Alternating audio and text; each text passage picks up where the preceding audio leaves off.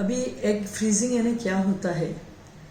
अभी social freezing यानी freeze यानी आपको मालूम है जैसे बर्फ में रखना।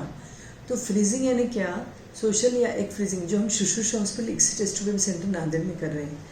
तो इसमें एग फ्रीजिंग यानी औरतों के दोनों अंडाकोश में एग्स या स्त्री बीज बनते हैं। ये स्त्री बीज हम बर्फ में रखना चाहते हैं, तो कौन से पेशेंट्स में हम रख सकते हैं। आजकल जैसे लड़कियां लेट मैरिज हो रहा है, उनका जैसे 28 साल में मैरिज होता है लड़कियों का बहुत सारी। सेकंड थिंग इज़, एक तो उनको एकेडमिक करियर ओरिएंटेड रहती लड़कियां, और थर्ड थिंग इज़ कभी कभी कोई मेडिकल रीज़न, जैसे कि कभी कभी उनको कीमोथेरेपी कैंसर के लिए रेडियोथेरेपी चालू रहती है। ऐसे पेशेंट्स में हम स्त्री बीज या एग फ्रीजिंग करते हैं।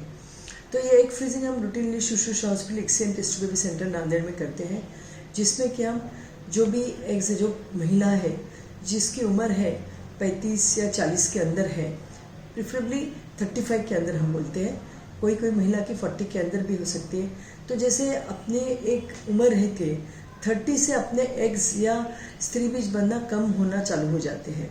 इसीलिए हम कहते हैं कि अगर आपको कोई महिलाओं को अपने एग्स फ्रीज करना है तो उससे क्या फ़ायदा होता है कि ये एग्स जो है वो तो जवान रहते हैं। अगर महिला की उम्र भी बढ़ गई तो एग्स की उम्र नहीं बढ़ती है।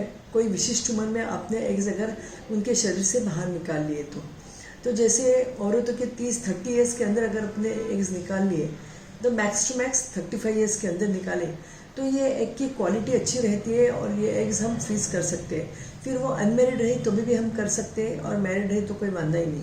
पर मेन क्या है, ये एग्स क्यों फ्रीज करना है, ताकि अगर उसको कुछ करियर है उसका या उसके कुछ कमिटमेंट्स है लाइफ में, या उसको थोड़ा चाइल्ड बेरिंग या बच्चा होना थोड़ा पोस्टपोन करना है, ऐसे केसेस में उनके बीज निकाल के हम -196 डिग्री सेंटीग्रेड में बर्फ़ में रख देते हैं वही स्टेट में।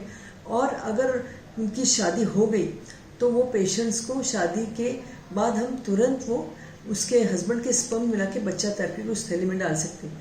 पर इसका फ़ायदा क्या होता है, अगर उसने 28 साल की उम्र में एग फ्रीज किया, अगर उसको बच्चा 30 ईयर्स में होना हुआ तो वो बच्चा 28 साल की माँ का ही होगा।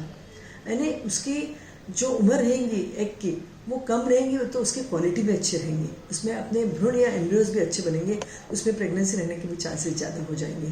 तो इसलिए जो महिलाएं अपना एग या स्त्री बीज फ्रीज करना चाहती है तो सोशल फ्रीजिंग या एग फ्रीजिंग हम शुश्रूषा हॉस्पिटल में कर रहे हैं।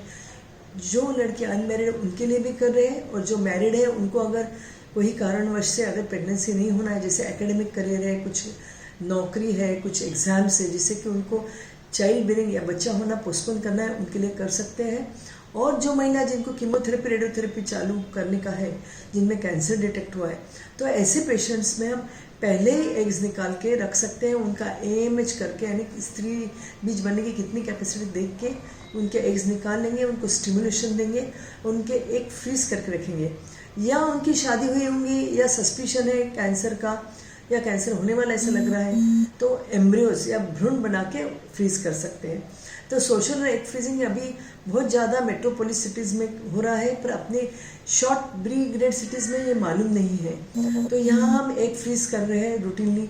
जो भी महिलाएं उनके लिए जिनकी की शादी नहीं हुई है, उम्र 30 या 35 के अंदर है, या जो औरतें शादी हुई है पर उनको करियर के कारण या उनको बच्चा होना या चाइल्ड बेरिंग पोस्टपोन करना है, ऐसे पेशेंट्स में या कैंसर पेशेंट्स में एग फ्रीज किए जाते हैं ताकि उनके एक सेहतमंद बच्चा मिले आगे चल के। धन्यवाद।